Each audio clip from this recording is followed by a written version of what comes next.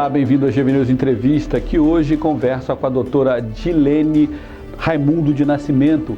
Ela é uma das organizadoras do terceiro colóquio de História das Doenças, que acontece aqui na UFES. A doutora Dilene é médica, pesquisadora da Fiocruz, doutora em História, e nossa conversa é sobre os 20 anos da erradicação da poliomielite. 21 anos, na verdade, né? Foi em 1994 que o Brasil ganhou o certificado internacional de erradicação da poliomielite. Né? A gente vem fazendo essas campanhas aí em massa há 35 anos, 1980 foi a primeira. E a maioria das mães, graças a Deus, com mais de 35 anos, ou 35 anos ou menos, não conhecem a poliomielite. Nunca viram essa doença, não viram crianças com essa doença, graças a Deus. Doutora, eu começo essa entrevista perguntando à senhora exatamente o que é a poliomielite, o que é a famosa paralisia infantil, que está a campanha de erradicação da paralisia infantil. Depois que mudaram para a poliomielite. O que é essa doença que assustava tantas mães antigamente e hoje, graças a Deus, já não aterroriza mais?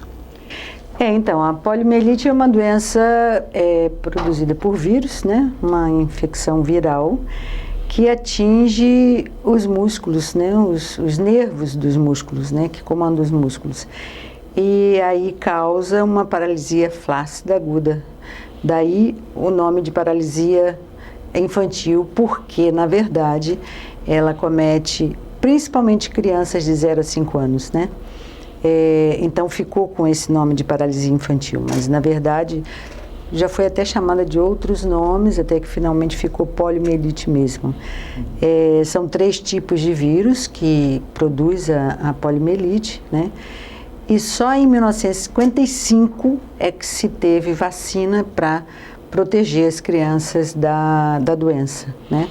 A primeira vacina foi o Salk, que descobriu que era uma vacina injetável, e depois o Sabin, em 58 talvez, descobriu a vacina Sabin, que é uma vacina oral.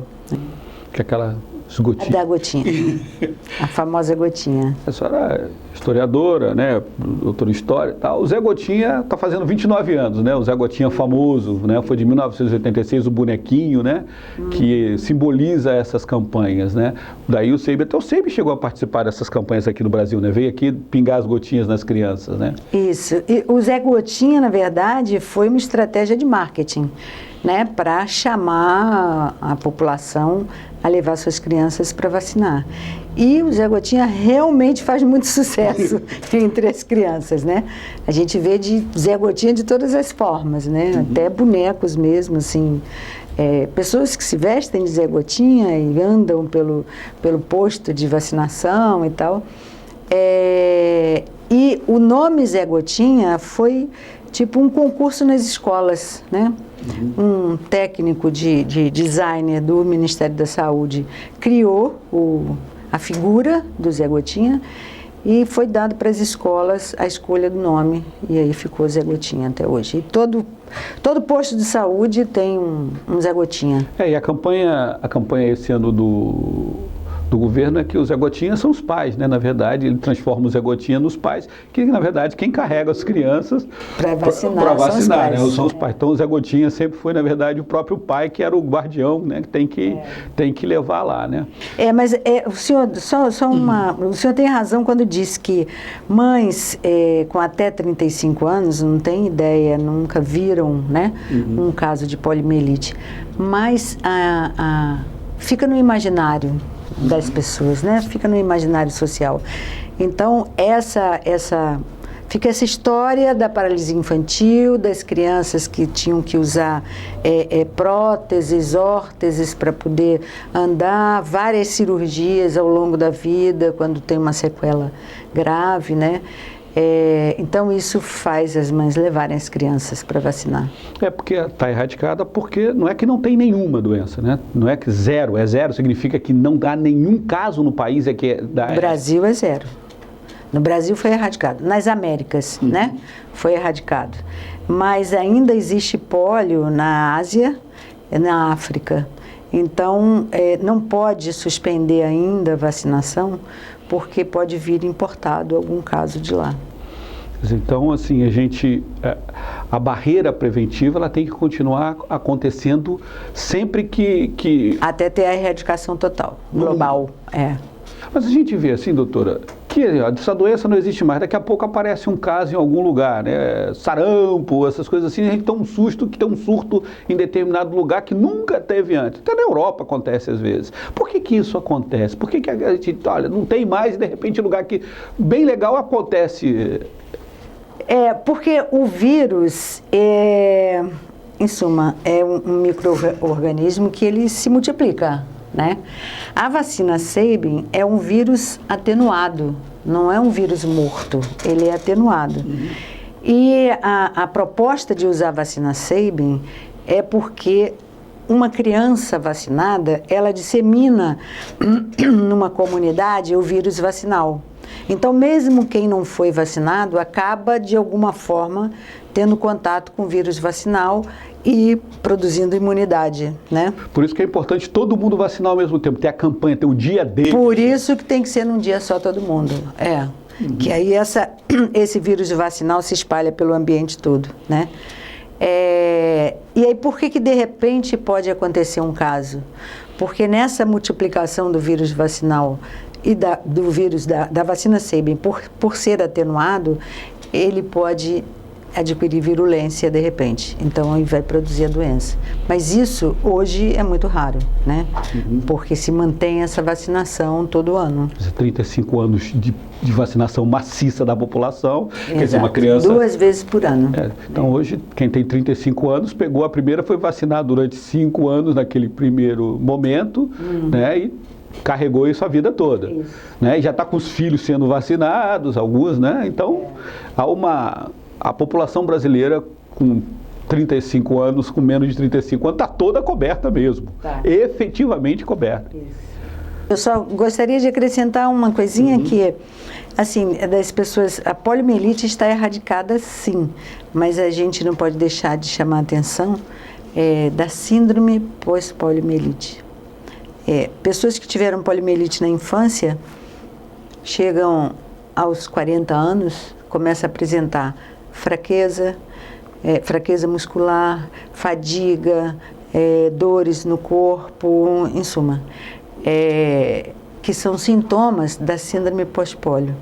Na verdade, a hipótese mais corrente, né, para explicar a existência da síndrome pós-pólio é porque quando o indivíduo faz a sequela que paralisa, é muito comum nos membros inferiores, né, nas pernas.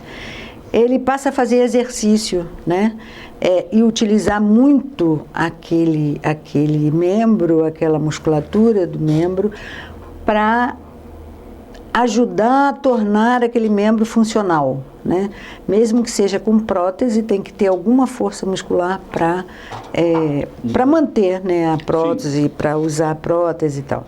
Então, uma das hipóteses é que com esse esforço que se faz, esse exercício intensivo que se faz para melhorar a sequela, acaba que os neurônios musculares, né, as células nervosas do músculo, se cansam. E aí começa a aparecer os sintomas da síndrome pós-pólio. Quer dizer, isso acontece com quem teve pólio e hoje tem mais de 40 anos. Isso. Né? Então, vocês também estão vendo se isso... Por que isso acontece? Porque não era para acontecer. Do ponto de vista do ser humano, se você faz um esforço muito grande, ele se fortalece. Dizem os físicos... Era assim que se esperava.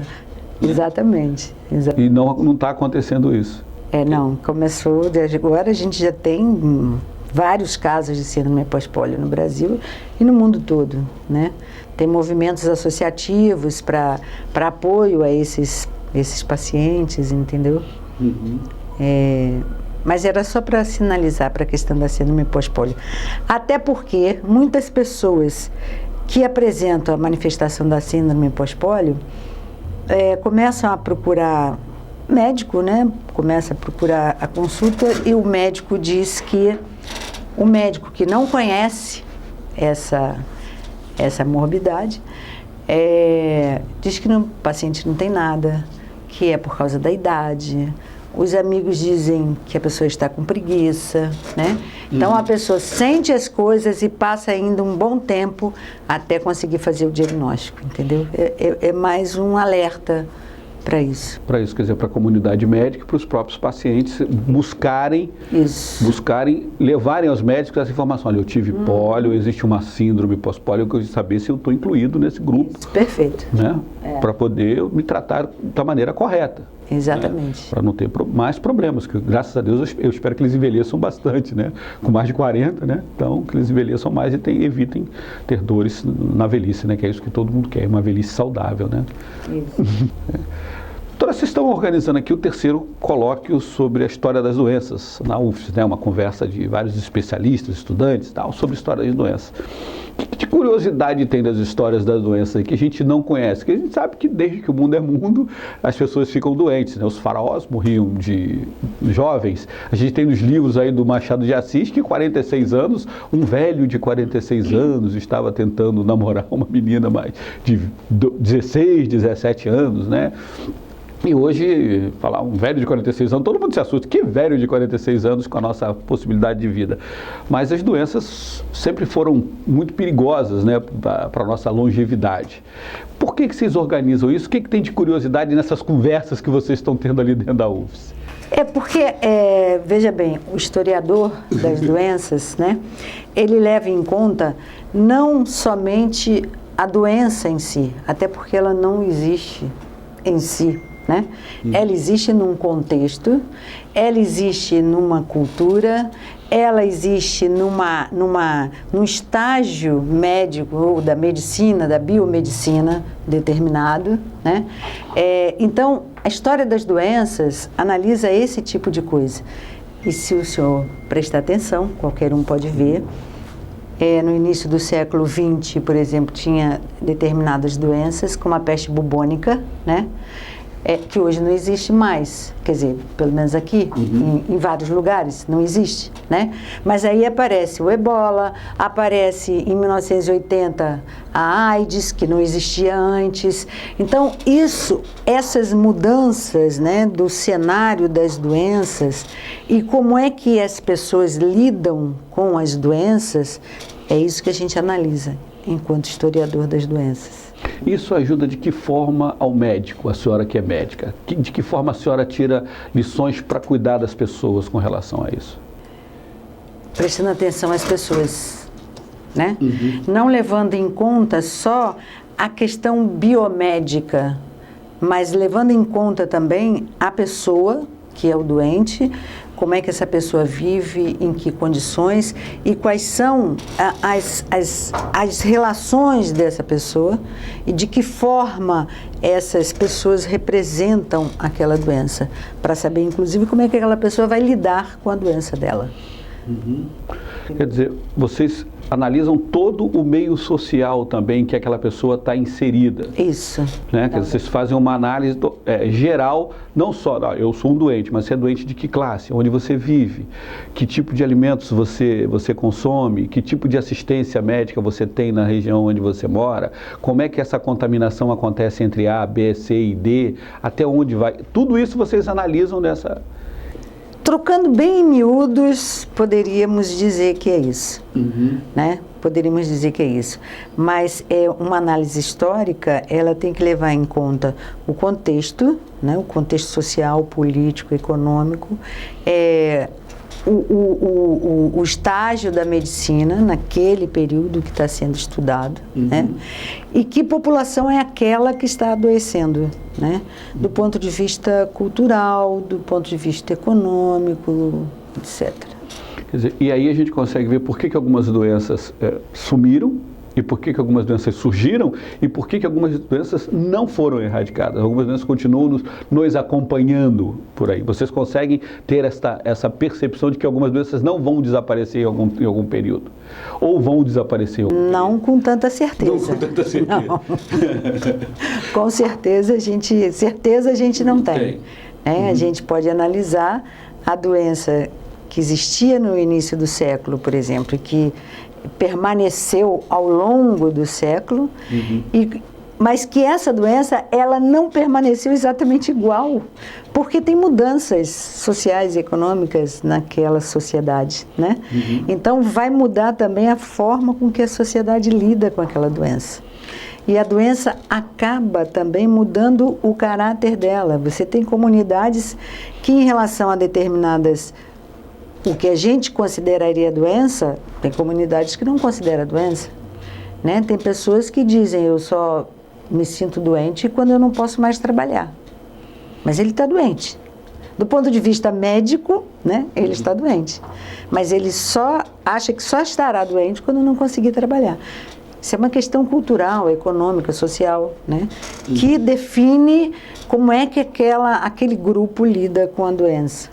E tudo isso vocês estão verificando, estão discutindo aqui? Estamos discutindo aqui. Pesquisadores dos Estados Unidos vieram? Veio. A doutora Naomi Rogers, ela tem uma tese de doutorado sobre as epidemias de poliomielite nos Estados Unidos, em 1906.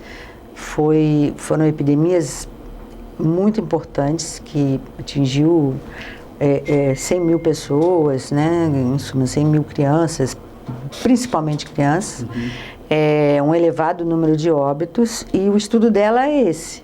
Então a gente convidou ela para fazer parte dessa mesa dos 21 anos de erradicação da poliomielite, né?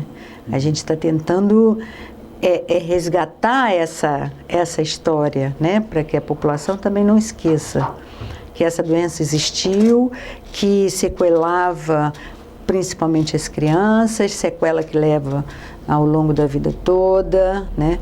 E que existe uma ação da saúde pública que pode evitar isso através das vacinas, né? Quer dizer, 21 anos da erradicação, 35 anos de campanha efetiva, que não podem ser esquecidas. Daí a história, quer dizer, olha, se as mães não levarem, se todo mundo achar que acabou, pode ser que a situação volte numa condição muito pior. Então é necessário que se mantenha o foco. É isso. Isso. Né? É preciso se manter o foco na doença, lembrar que é uma doença grave, que não é uma coisa, o Brasil não tem problema, vou levar meu filho para quê? Não, tem que levar, porque é uma doença grave. Né? E assim também com relação à AIDS, né? As pessoas, já tem um remédio, tal, as pessoas vão relaxando, achando, se tem remédio já não é mais tão problemático. Mas quer dizer, tem que lembrar que até na década... Até porque, desculpe interrompê-lo, até porque o tratamento não é tão simples quanto se possa pensar. Né? São vários medicamentos que tem que tomar, vários comprimidos ao longo do dia. Os remédios não são tão inócuos assim. Os efeitos colaterais são terríveis. Tem efeitos colaterais dos remédios, né? Então, é um esforço muito grande que o doente de AIDS, né, ou o soro positivo, tem que fazer para cumprir esse tratamento. Então, não vale a pena. Não vale a pena se tornar soro positivo. O melhor é se prevenir com camisinha, entendeu? Então, tudo isso vocês discutem o tempo todo, dentro do ponto de vista histórico. Isso. Por que nós chegamos aqui, de onde a gente veio, e como manter as pessoas e os próprios médicos atentos às situações que eles encontraram, né? A peste bubônica, a febre amarela, quer dizer, todas as doenças vocês analisam. Varíola, que foi erradicada também. Sarampo, que as pessoas quase não lembram, uma cachumba que o Neymar pegou agora há pouco tempo, parou de jogar, tudo isso vocês estão analisando ali. Então, doutor, obrigado aí por sua participação. Obrigado por assistir GV News Entrevista. A gente volta daqui a pouco com uma nova notícia. GV News, porque informação é coisa séria.